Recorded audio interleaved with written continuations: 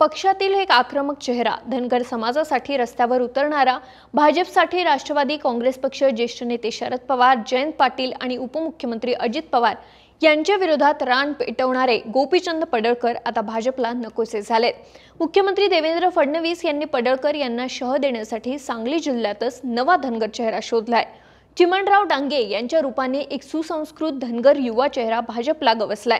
पण भाजपला पडळकर का नकोसे झालेत? डांगेंना पक्षात घेऊन भाजपने कोणती खेळी खेळलीये हेच सांगते, त्यासाठी हा व्हिडिओ शेवटपर्यंत पहा।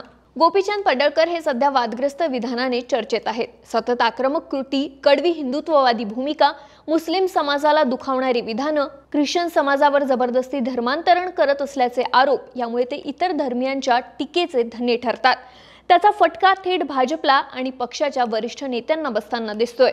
पावसाळी अधिवेशनात विधान भवनात झालेल्या मारहाणीनंतर पडळकर यांची राज्यभरात अक्षरशः नाचक्की झाली।